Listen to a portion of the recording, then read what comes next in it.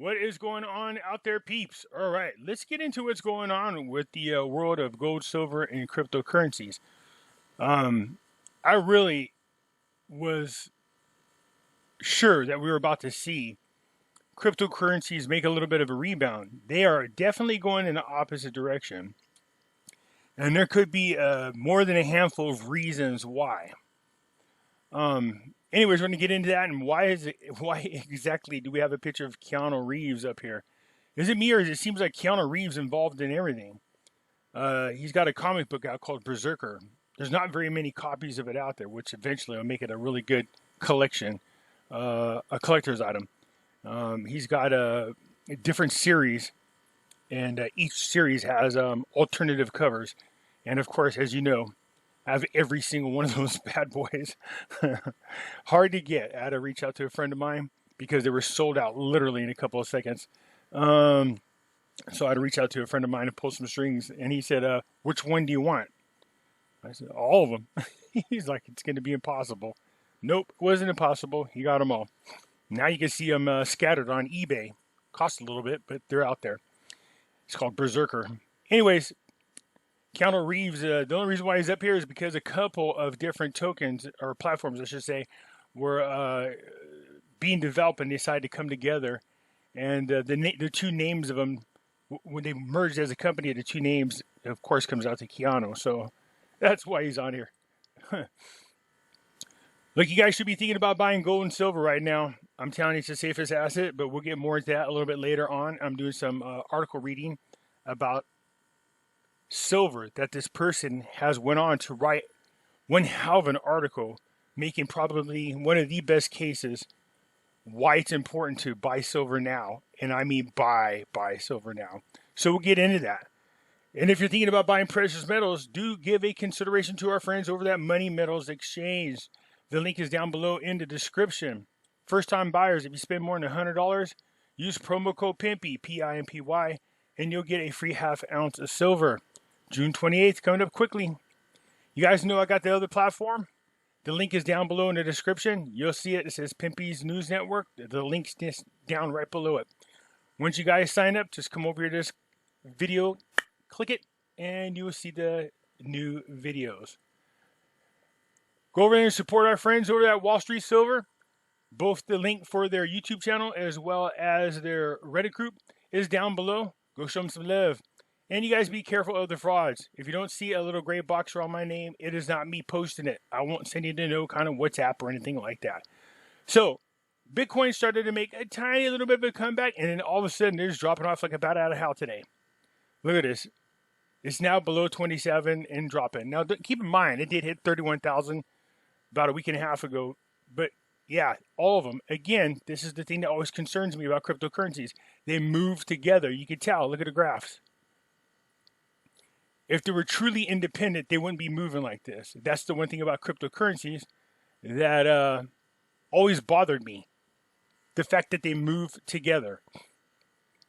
So if cryptocurrencies each have their own utility and their own project that they're doing, how is it that they all manage to move together? That doesn't make no sense.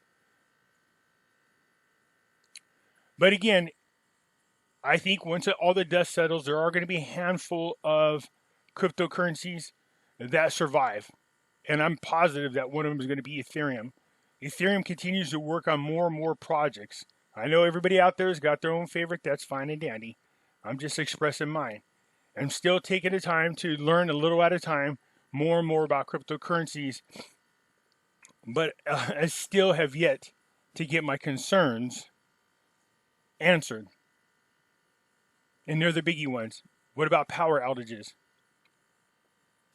What about government coming in and just saying it's against the law, stopping you from doing it? What's to keep anybody from pushing the magical button and creating more? You know, there's nothing wrong with those questions. They're good questions.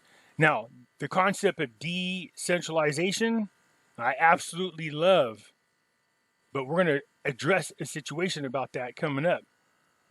Because just like anything else, whenever it comes to it being on the internet or it being on a computer, you can want something all you want. You could talk about how private it is. The one thing it isn't is private. Okay? So I'm about 98% sure that if I'm going to go back into crypto, the vast majority of my money is going to be shared between Ethereum and Polkadot. So this case this person is making is that Polkadot was meant to assist Ethereum, but now this article's coming out calling them the Ethereum Killer. It's because of the cost. And the person went on to talk, and I'll show you the article here in a minute. So what they're saying in the article, I like a lot. So I think I'm going to start.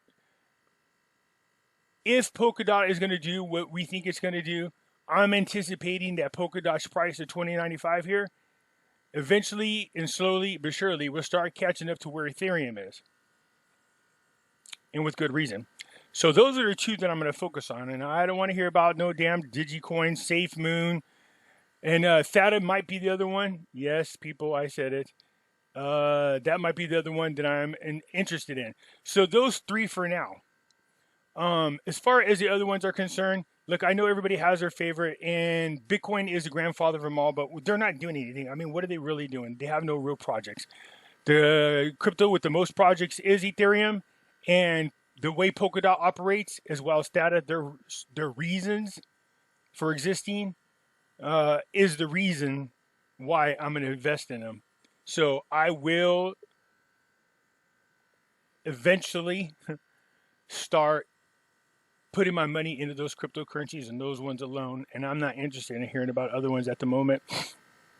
So anyways, gold and silver, silver took a shellacking yesterday, and so did gold, but gold is slowly creeping up. Not very much. It started to actually climb up higher, and it went down. You can see the same as silver. Why is that? The shorts. Yes. With June 28th coming up, the comics and the LBM trying to do what they can, all of them scrambling to cover the shorts. They're going to try to hold down and manipulate silver and gold as much as possible while they cover all the short contracts. They're trying to buy the metals as cheap as possible before their little manipulation game is over with. So this is not surprising at all. Don't panic. We know this. We always hold and buy on the dip. Okay? So again, I thought for sure this is going to go back up to $27 by today, but nope. But I don't care where it goes. I told you guys, even if it goes down to $1 an ounce each, I still wouldn't sell to save my life. Instead, I would try to find somebody stupid enough to sell around that price and buy as much of it as possible. So let's get into the news, because people always say, don't talk a lot about cryptocurrencies. Not a fan. So the writing is on the wall for Ripple, regardless of the SEC lawsuit. Now, what this article goes on to talk about is how much this man loves, or whoever the writer is, I want to assume, but Josh, yes, loves XRP. But there's some points he brings up that catch my attention. So he's going on saying that this person is not watching the SEC lawsuit very closely. He says, to me, it's a moot point, where traders in the U.S. essentially locked out of transacting with the XRP holdings. So, yeah, there are platforms in which you still can buy and sell and trade XRP. So the problem that I have is there's like a million different platforms. Some of them, it's real simple to sign up with. Coinbase, you just go right on. It's real easy to use. It's got higher fees, but it's very user-friendly.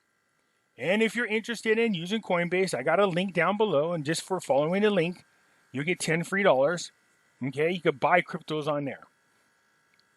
Polkadot is now on there. Ethereum is on there.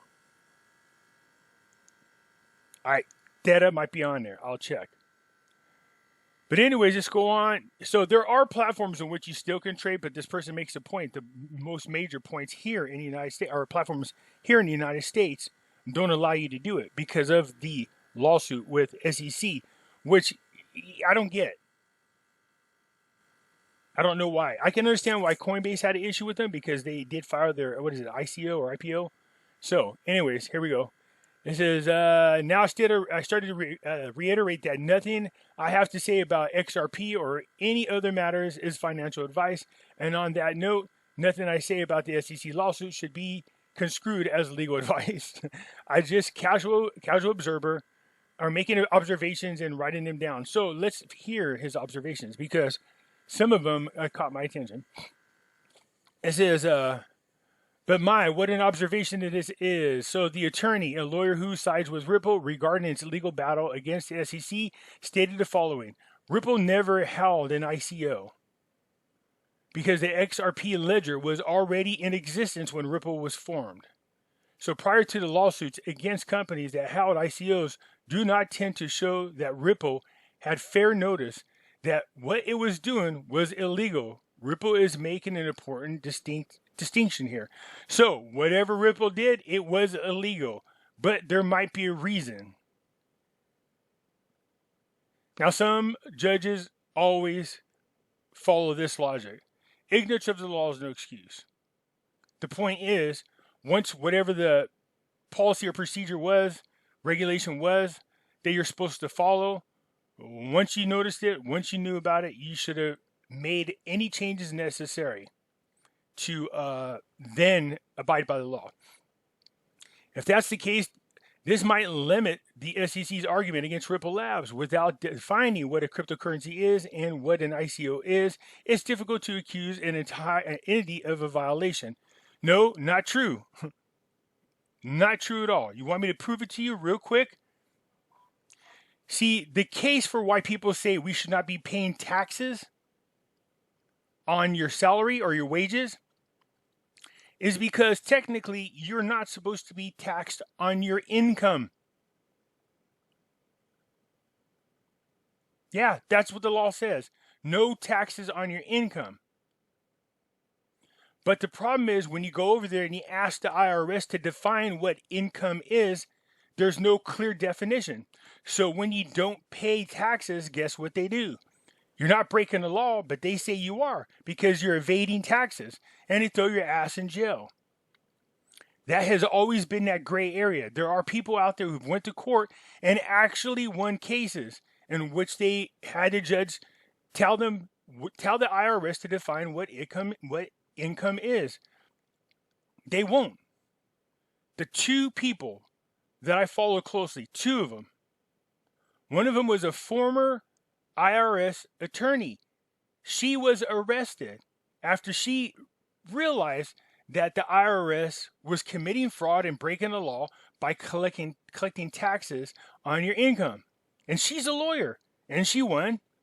And then they bankrupted her and threw her ass in jail. And the other guy that won, and he won with a deciding case and a judge coming straight out saying the IRS should not be collecting taxes on income. That was big news. Somehow, some way, he magically died once he started walking around teaching people what he did and how to win their lawsuits. It's crazy how that kind of thing happens, isn't it? So for them to say, there's no clear, how can you violate somebody on something that's not very clear? Well, it's very possible. They've been doing it for decades. And I'm not just talking about the SEC. I'm talking about the government, period.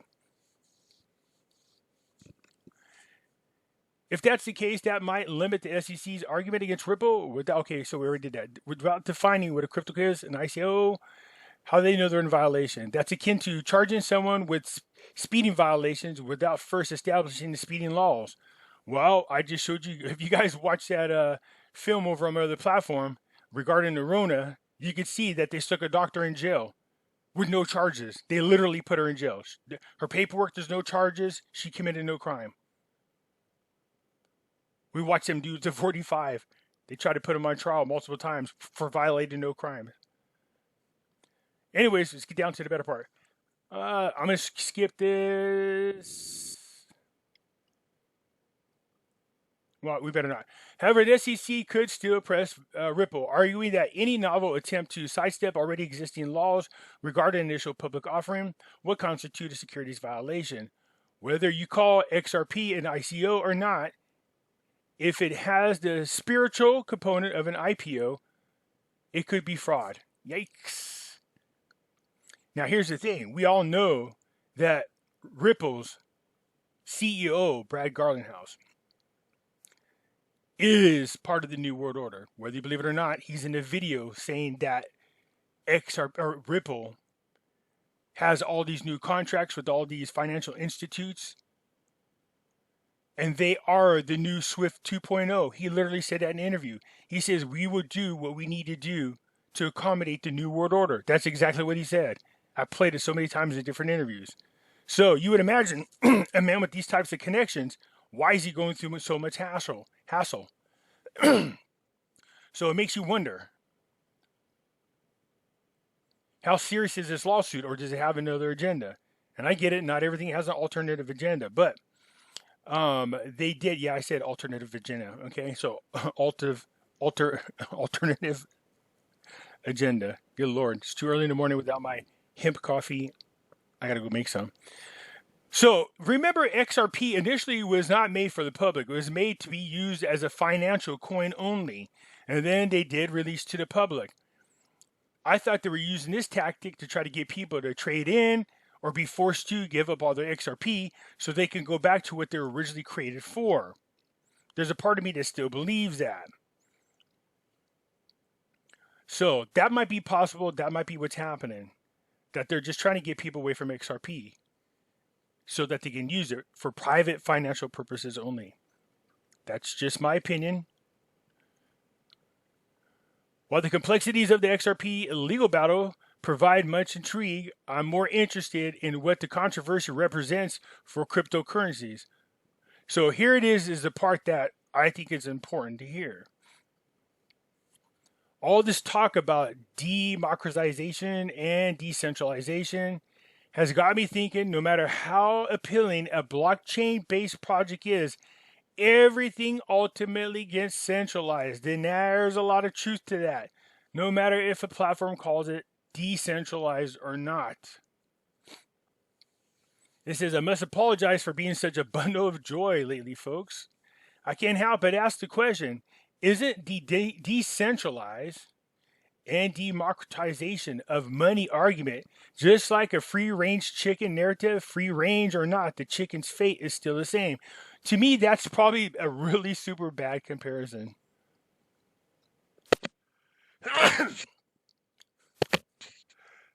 Excuse me. Comparing the difference or making an argument about the decentralization of a cryptocurrency and comparing it to a free-range chicken. Well, actually, I get it now. It just dawned on me.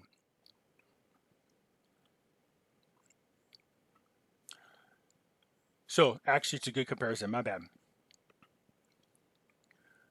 So, you can say a cryptocurrency is decentralized and nobody controls it. But in the end, does it really matter?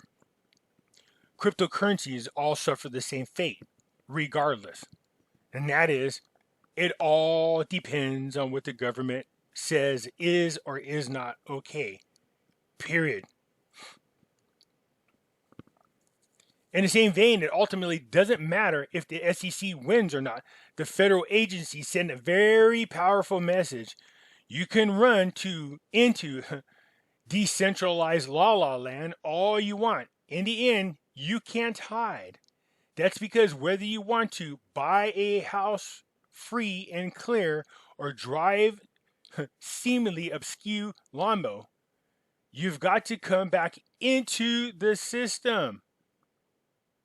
Again, I said this when the peer-to-peer total anonymity way back in the day. Oh, tax-free, there's no regulations. I said, yeah, now. Eventually, the government's going to find a way to stick their icky paws in it. It always sounds appealing. Oh, we're getting away from the big bankers. But then it's the big bankers that are adopting this technology. In other words, no. They lured you in with this information. But all along, it was the big bankers that control most of these. And you damn well know the government has been involved from the get-go. So yeah, eventually you get pulled back into the system. Of course, that's when the agencies, the SEC, for the distributor and the IRS for the user will get you. Flashing lights and all. True, XRP is tied to a functionally decentralized infrastructure. And through its blockchain architect, Ripple is able to facilitate cross-border payments in lightning, why does that matter? Speed at low cost Further, investors in XRP are able to enjoy profitability outside the mainstream system. But again, when you want to actualize their profitability, you got to come back in. That's when we all meet our government butchers. So yes, we know this. We know that they have been asking people whether or not you invested into cryptocurrencies to see if you're going to be honest about it, and then nail your ass for tax evasion.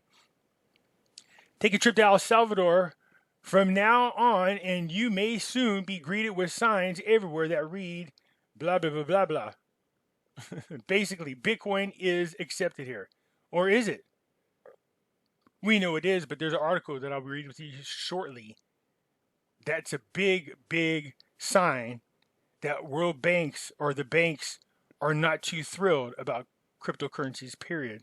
And that's going to be a major problem. So sure, they're already talking about El Salvador going to cryptocurrencies, banks going to digital dollars. And I told one of my biggest concerns are, do you really think the government or the banks are going to allow anybody to compete with their currency? No, that's why they severely suppress the value of gold and silver. They don't want it competing with the dollar. Now, back to this decentralization thing here. It always sounds good, but this person's right. You could try to be out of the system all you want, but eventually you're going to have to come back into the system one reason or another, and that's when they get you.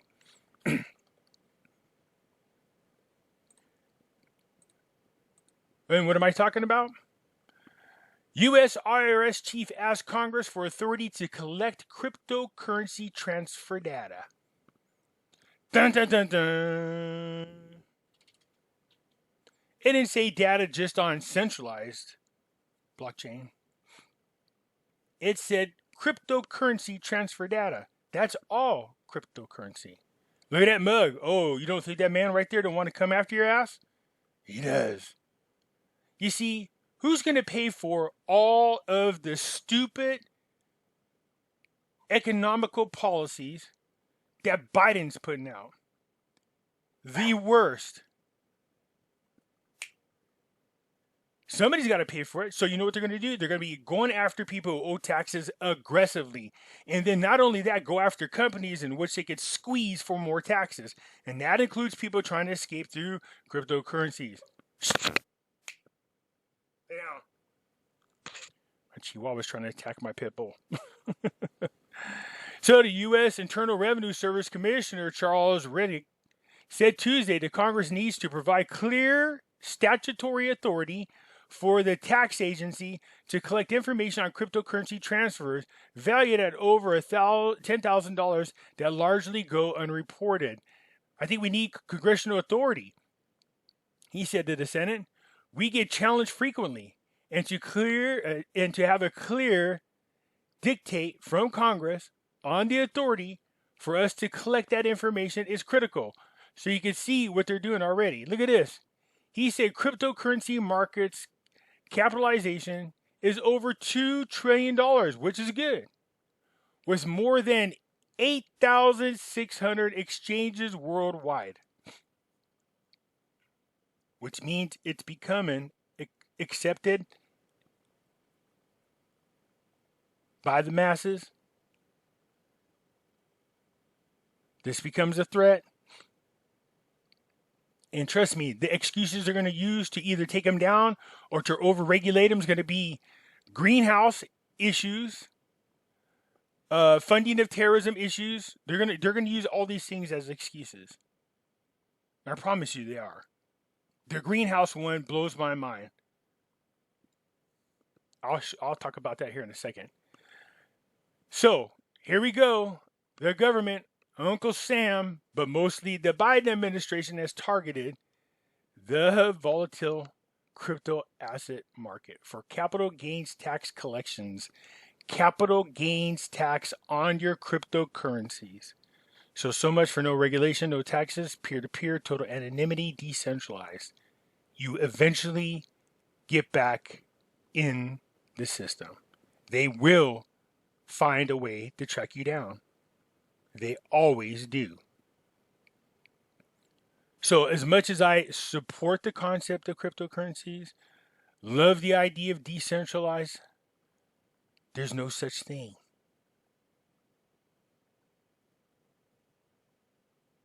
Eventually, it all bottlenecks right into the same thing that we want to escape from, the quote unquote system.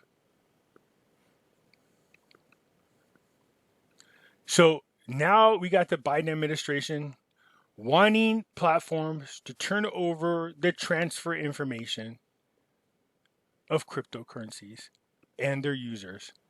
So before it was, they were forcing the crypto platforms to reveal the owners of all of the crypto wallets. First, they got to identify you before they can come after you.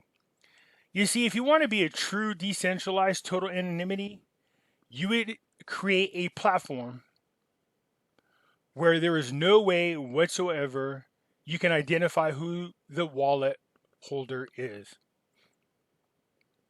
You would have to find a way to be able to transfer money in and out of the account without it being traced. That would be the type of blockchain technology, the type of platform that would be worth investing into and going into. A platform in which you can move money around privately. Nobody knows who owns the wallets. It's private. And no way to track it. It's private. That would be the true ultimate token, platform, whatever you want to call it. But here we go. For those of you that's had transactions more than $10,000, Uncle Sam wants to come talk to you about it. And they're going to find a way to do it.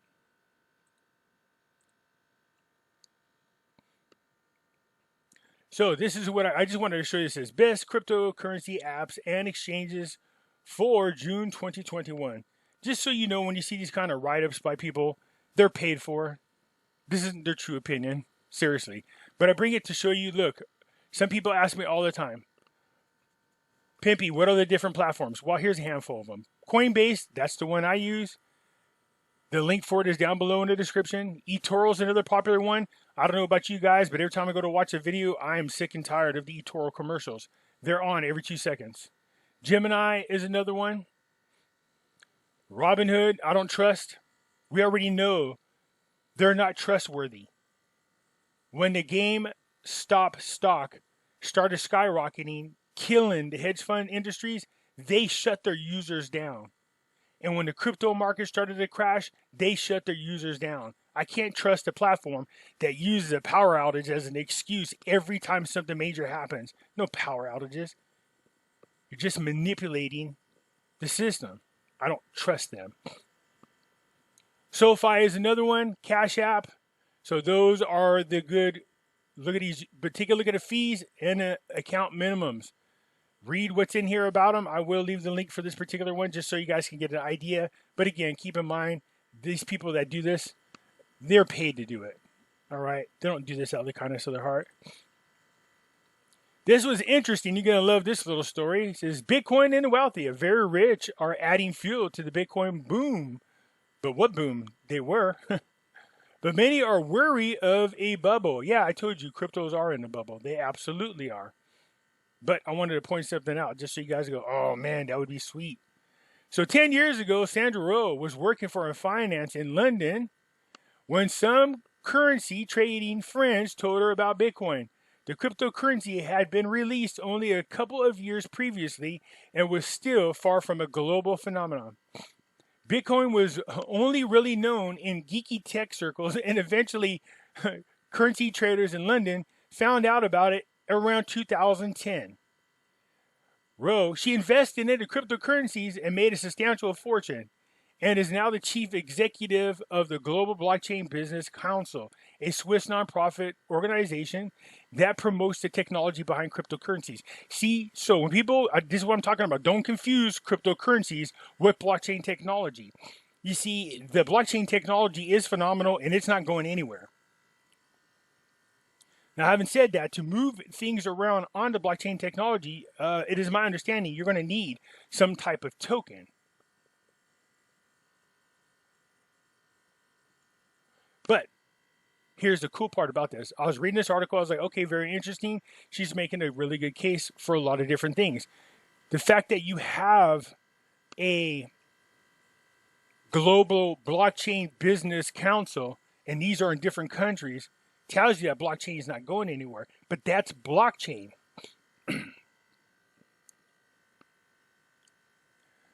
A Swiss nonprofit organization that promotes the technology behind cryptocurrencies. But here's the part I wanted you to trip out on. She invested a ton of money in Bitcoin back in 2010. Oh, don't you wish? Among asset classes, Bitcoin had one of the most volatile trading histories. The cryptocurrency's first price increase occurred in 2010 when the value of a single Bitcoin jumped from 0.0008 to 0.8 cents, basically. What is that, 1,000% increase? Just in 2010. So this was the cost of a Bitcoin when she invested in it. Oh, I know. Wouldn't you? I know, me too. Wouldn't you have loved to pump a couple of $1,000s into Bitcoin then? Let me show you something that's a trip. Just for kicks and shiggles.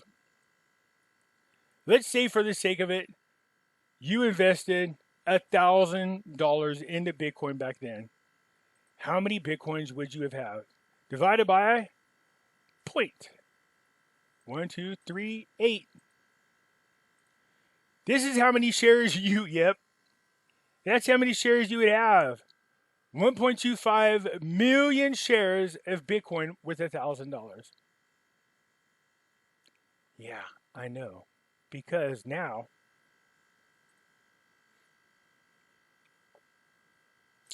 if you did nothing but hold on to those 1.25 million Bitcoins,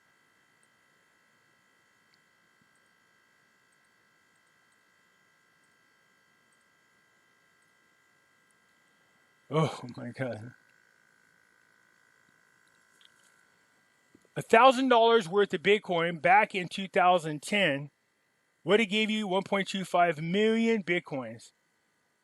If you did nothing but hold on to them with today's value, you would have $45 billion.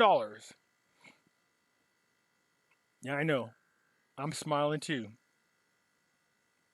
Oh, wouldn't it be nice now to have a time machine? Oh my gosh. Oh no, you really want to freak out on something because I was thinking about this.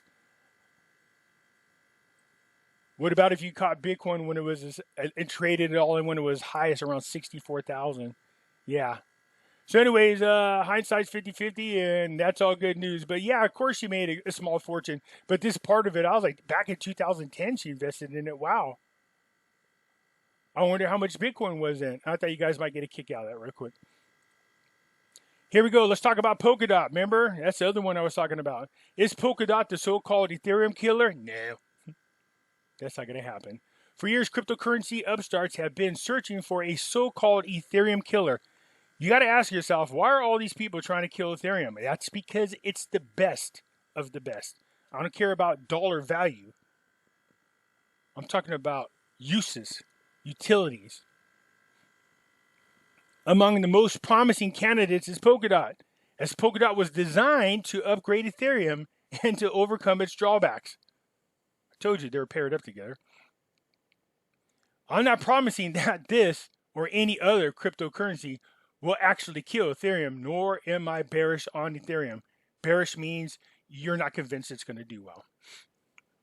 Besides, the two cryptocurrencies will always have a connection. Specifically, Polkadot was launched in May 2020 by Gavin Wood, the co-founder of Ethereum. Still, there are traders who felt that Ethereum to US dollar is pricey, so when you convert it. And Polkadot to US is a cheap and interesting alternative. And after a recent price correction, it is a good time as any to start a position. In other words, investing into Polkadot. So I'm going to be making that move before I start really jumping all back into Ethereum. I'm going to grab Polkadot while it's down around $20 before it really shoots up. Just for comparison, as of June 13th, Ethereum was at $2,363. Polkadot was just $20 and change. So clearly true that Polkadot USD is much more affordable on a per token basis than Ethereum. Plus the big difference in terms of upside potential. Let me explain. Consider what we need to happen in order for Ethereum to double in price. It would have to reach $4,700. Certainly a possibility, but quite a feat. Meanwhile, a double in Polkadot price would only need to go to $40. Well, I like that concept, but it's not just you just magically say what it needs to get the double. You can't just play with numbers. What supports the increase is what makes the difference. So this person is going on to say, hey, look, probably right now the smarter investment is on Polkadot. You guys, again, it's on Coinbase. The link's down below. So this is one of the reasons why I'm going to be pumping into Polkadot for a little while. Not quite yet. I'm waiting to see what's going on around here June 28th and then riding all the way through the month of July just to see what happens with the precious metals. But for the most part, I will always allocate way more of my money into precious metals than I will cryptocurrencies. But I'm not opposed to putting 10% of my income now into cryptocurrencies again after I see what happens in July. I'm anticipating, unfortunately, some crashes to happen, and I'm just going to wait to ride it out and see what happens. So right now, is Polkadot the better of the two to invest in? I think so. It's more affordable for those of you who are on the budget. It says, as I alluded to earlier, Polkadot has been called the Ethereum Killer, though that nickname might be exaggeration. Another nickname floating around at Polkadot is platform of platforms. We love it. Good. Alternative is also called an ecosystem of connected blockchains. Within the Polkadot ecosystem, there is a relay chain, which is central chain, which provides security for the entire network. So Polkadot to USD then uses side chains to increase the network's capacity, and these are called parachains. There are other parts of the ecosystem that help its function. For instance, they rely on chain, also serves as the main communication hub between parachains. Well, we won't get too far into there because that sounds like a bunch of geeky things. The point being that the ecosystem that Polkadot is creating is one that's very healthy and very useful. Good. So I will leave you an article for you people to go read this, but it looks like besides Ethereum, Polkadot is the other one I'm going to be investing into. And yes, I said it finally, people. Theta, as I said, theta.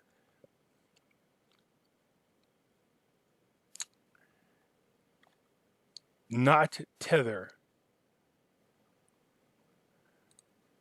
Look at this. 2 Ethereum projects are officially emerging.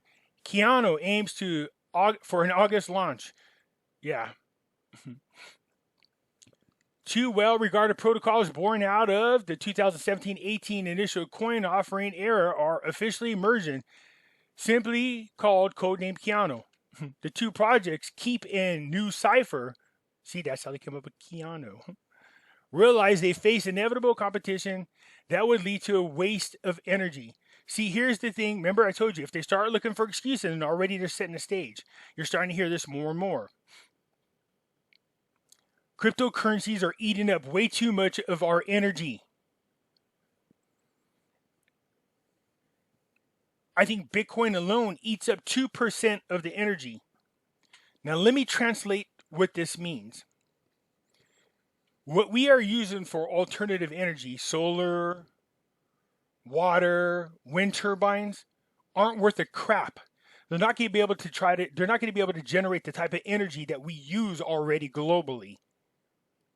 So if they're going to force people into this green energy that we know isn't worth a crap and cannot generate the type of energy we need, they're going to start figuring out what they need to do to eliminate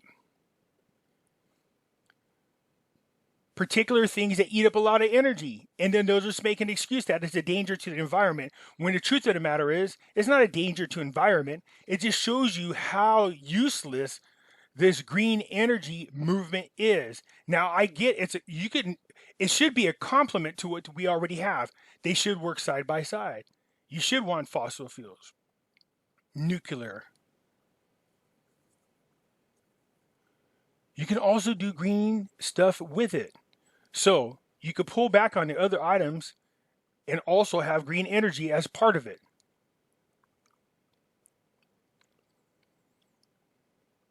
But for me, I look outside of the box and go, okay, with green energy, we know it doesn't produce enough energy. Not yet.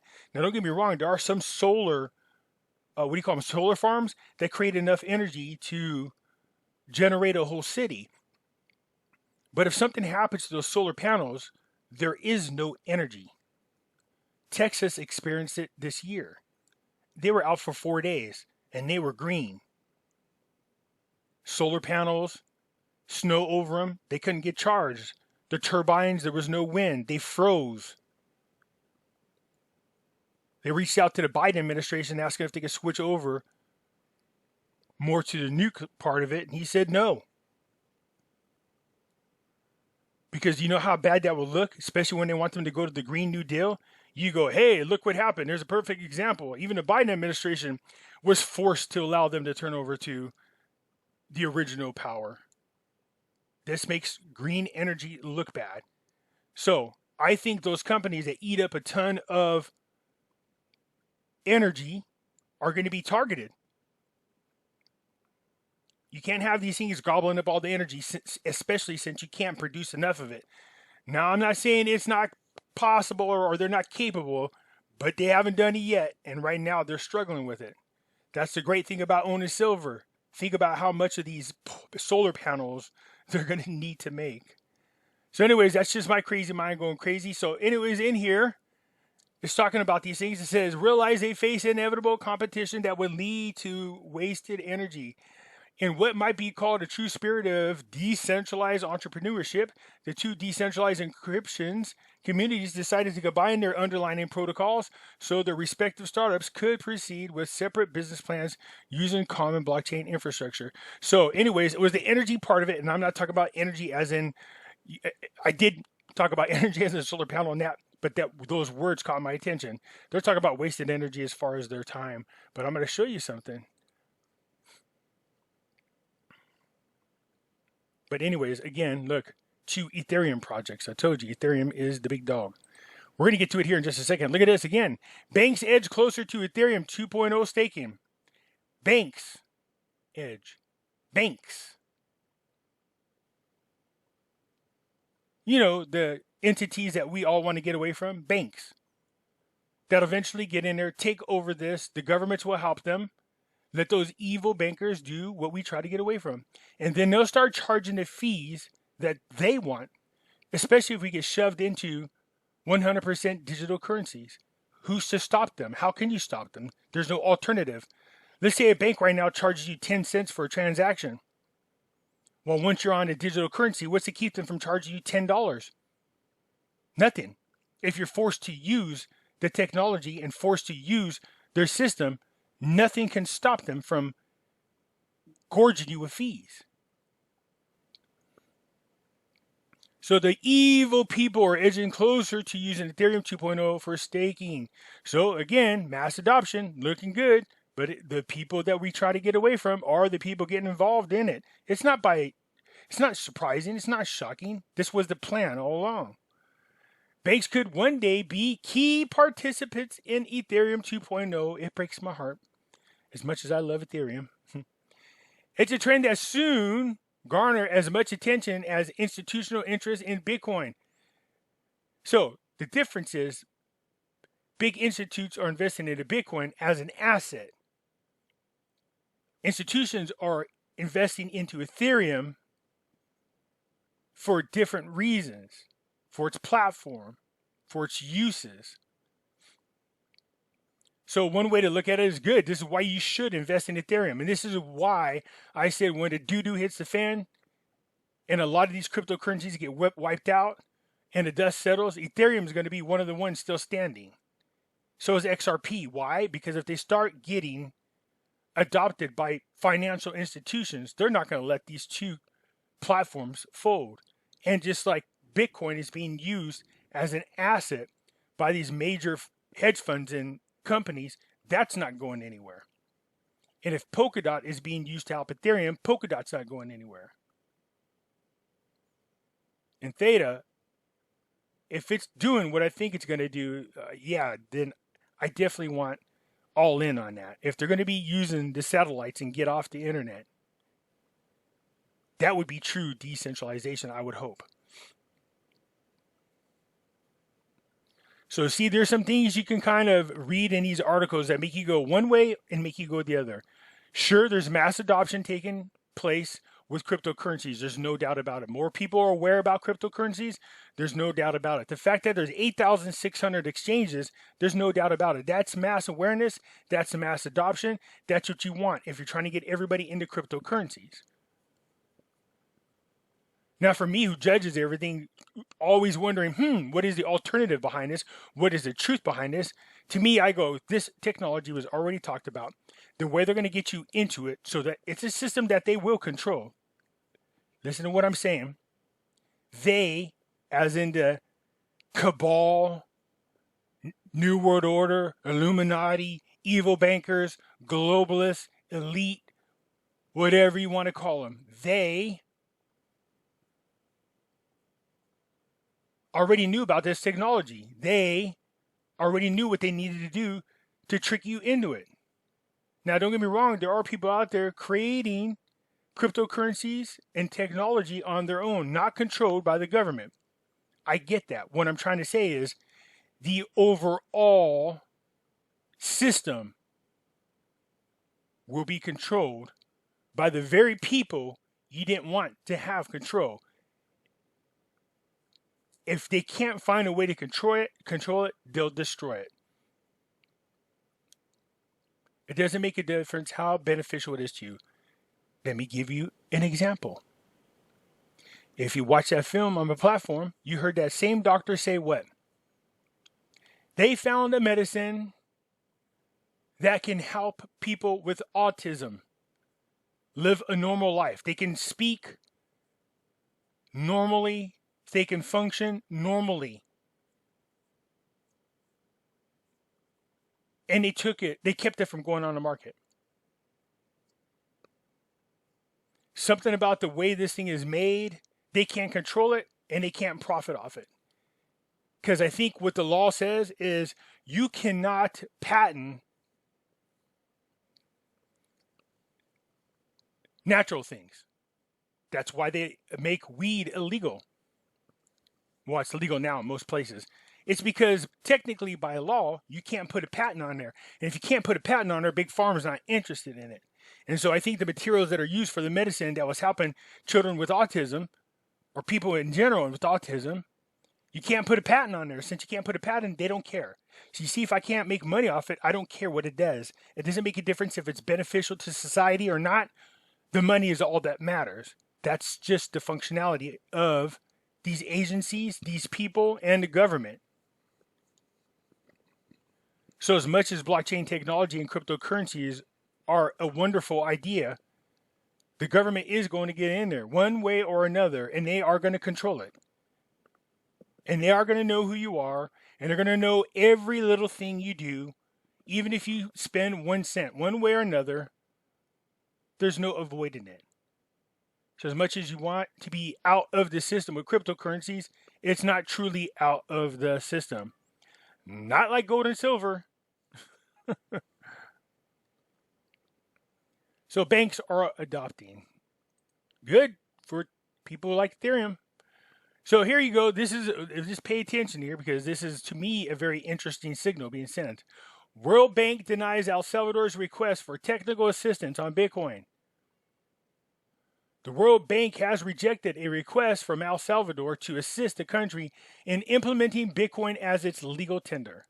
According to the report by Reuters on Wednesday, the bank, which is an international financial institution offering grants and loans to low-income countries, said it was committed to helping El Salvador for currency transparency and regulatory process. No, El Salvador, you don't want them in there. While the government did approach us for assistance on Bitcoin, they're talking about the El Salvador government approach at the World Bank.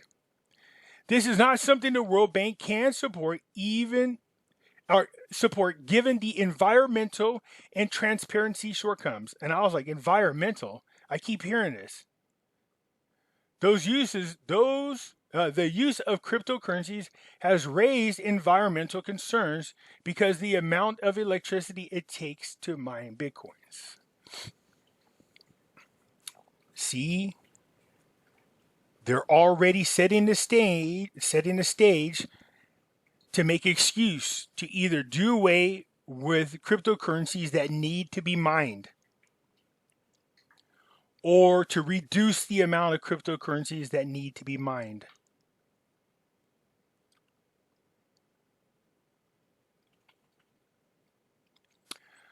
So, environmental issues are going to be one of those excuses that they use to force cryptocurrencies and blockchain technology to be corralled into the system they want to control. So when I first heard this, I was like, oh, cryptocurrencies, the emissions from cryptocurrencies. I was like, what the hell, emissions? There's no emissions. How the hell do you get emissions from cryptocurrencies? Then I realized, yeah. So that means you have to find an alternative form of energy. Hey, go to the Green New Deal so you guys can mine cryptocurrencies. The problem is, green energy at the moment cannot produce enough energy to handle this type of usage at all. So yeah, anyways, the reasoning for denying El Salvador the ability says two things to me. One, the World Bank has no interest in helping countries or cryptocurrency at all, in my opinion. Especially if it's going to compete with them against the very currency they use. So very interesting. And the fact that they brought up environmental issues as one of the excuses caught my attention because I've been hearing that a whole lot lately. Speaking of, get ready, they're already setting the stage, just like I said. Major banks, airlines hit in the new global online outage. Two things about this. Like I said, if you're 100% cryptocurrencies and you have a power outage, what the hell? Unlike gold and silver, I can have that. Power goes out, I still got my gold and silver. Now, there's something suspicious about all these internet blackouts or these power outages. Something's definitely going on. Something is being set. Something is being done. I don't know what's going on, but it's very interesting that all of a sudden we're having all these power outages. Eventually, that's going to be their excuse to push us to the Green New Deal. They're going to go, see, look at this. Because of everything we've been doing is why we need to do this. They're just setting the stage for one of those excuses. But the fact that they keep bringing up it's affecting banks is probably another reason. The funny thing is this, and irony in all this is, see, look what's going on. We need to get to a new type of energy. But wait a minute, that affects the central bank's digital currency. If we don't have power, how can we use it?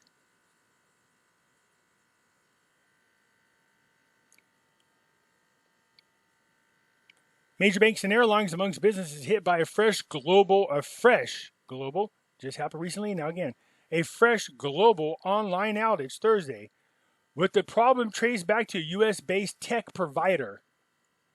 An hour-long blackout that hit the US airlines and several Australian financial firms, as well as other companies dotted around the world, with angry customers unable to access websites and mobile apps. I can't get to my digital currency. I can't go spend my money. I need to get food. I need medical supplies. I know it was only out an hour, but it makes my point. What if you need it at that moment? And what if it lasts longer than an hour? Steve, using El Toro, had a black outage, and he couldn't get his cryptocurrency to get the medicine that would save his life. Pimpy, staring at Steve with the power outage, holding the silver in his hand, going to the store to get the medicine that would save his life. Poor Steve. Steve's going to be dead. Don't lie, you love that commercial. So anyways, look at American Delta Airlines, United Airlines, Southwestern Airlines were all affected. While the issue appeared to be more prolonged in Australia. So what is over in Australia? Australia's largest financial firm, Commonwealth Bank, told AFP that it and many of the country's major bank or lenders had been hit. So these people are all suffering from power outages. Banks in New Zealand and Hong Kong stock exchanges as well. There's something really interesting about that. What the hell is going on? This has been happening quite often. The thing is, I think they're setting the stage for a couple of things. One is an excuse to force us into the Green New Deal, but it does shoot holes all in their case for why we should be 100% digital currency when you keep seeing these types of things happen.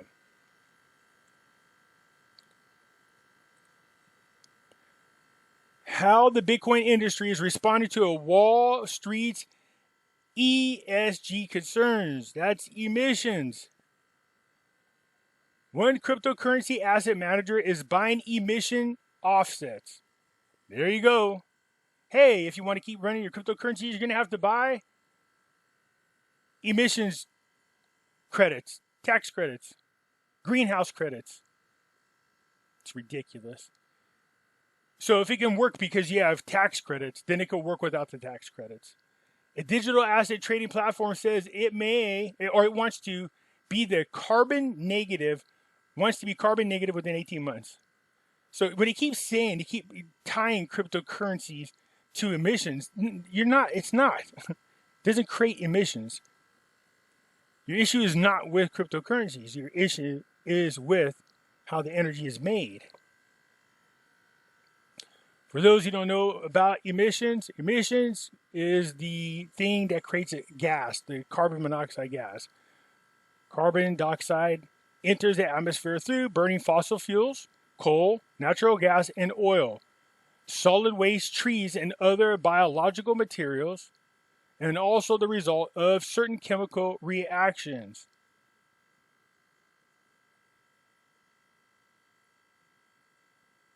So our energy isn't by coal or natural gas, or well, it is by oil. But what about nuclear?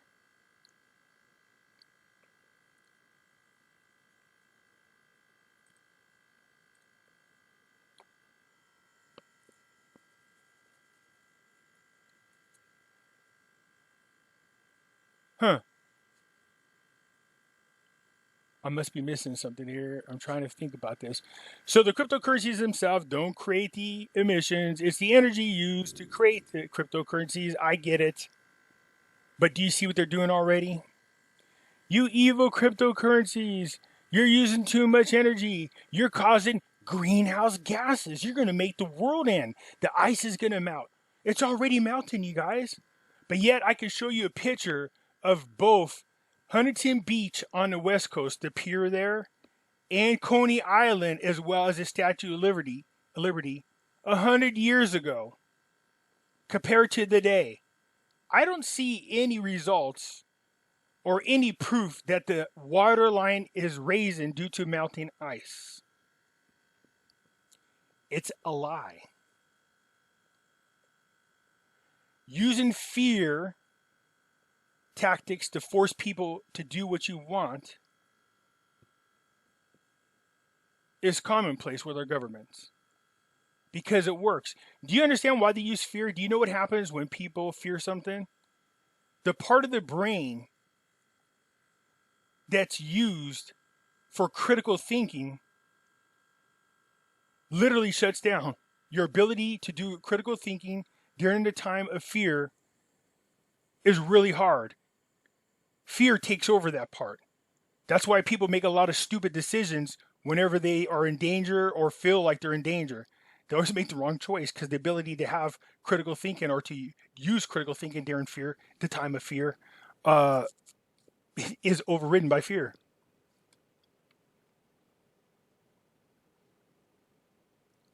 So if people are actually falling for this bullcrap, and you're scared, you don't take the time to do what most of us do that are against this. That is critically think, do the research, and find out that, one, there's not one single environmental system out there that can tell us the truth about environmental. So in other words, they use these different models to talk about, so-called global warming. There's not one successful one out there. There's not a single successful system that can measure truthfully any man-made environmental changes, or that the environment is changing due to what we're doing. There's no system out there.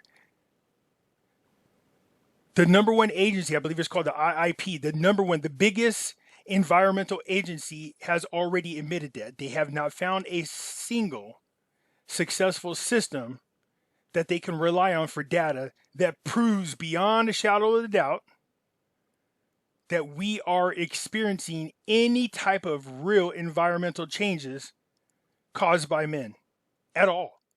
Zero. Literally zero. That's why when we had the world got together, remember everybody talk about the Paris Climate Agreement, and they have this, we're going to be talking green energy. You notice they didn't have a single doctor there or scientist there or researcher there to come out and make points and to give any kind of evidence that it's real. Not a single one of them. And how is it that you never ever, every time major organizations had offered people on both sides of the spectrums, those who believe that we are suffering some type of man-made climate change, it's man-made, all right? It's man-made in your head. Anyways, so when they invite them to go do debates, you could get a ton of people saying there's no proof and we'll come and we'll prove it. But you never get a single person, not a single person, to come and fight on behalf of global change. Not one. Why is that? You ever wonder? That's the kind of critical thinking you should be thinking about. Anyways, I see the stage being set for an excuse for cryptocurrencies, or to at least corral them in, control them, or limit them. You guys let me know what you think. Does this look like they're setting the stage for these type of crap? So, more to the point, if I'm going to invest in any kind of cryptocurrencies, despite what seems to be a lot of negative news, and that's probably why you're seeing cryptocurrencies drop, it would be Ethereum, Polkadot, Data, for sure. Having said that, then that must mean I'm going to accept the fact that I'm not getting into those to be outside of the system, because I know that's not realistic. Eventually, you get pulled back into the very thing we want to escape. So you guys let me know what you think. I love how people go, you don't know what you're talking about, Pimpy. I keep inviting them to come on the platform. There are some things I don't know about. I'm more than willing to have individuals come on. If you could come on and address the concerns that I have and prove it, I want to hear it. Put me at ease. But you're going to be in the system. There's no way around it. And if they can't control what you have, they'll find a way to end it. Period. Okay? Anyways, that's it for now, you guys. That's the news on what's going on and why you might be seeing some issues happening with cryptocurrencies right now. As part of it, anyways. The SEC screwing around with Ripple, which is really a surprise to me. Them using greenhouse gases as an excuse. Power outages. Governments talking about outlawing cryptocurrencies. That, and I think some really true whales, big money people, they know the truth. And that is, they know cryptocurrencies are not better than precious metals. They pumped, they dumped, and then they went and bought more precious metals. Anyways, that's it for now, man. Hit the thumbs up button. If you're not a subscriber, please do so, because when you do, it helps out the channel, and I surely do appreciate it. That's it for now. I'm out.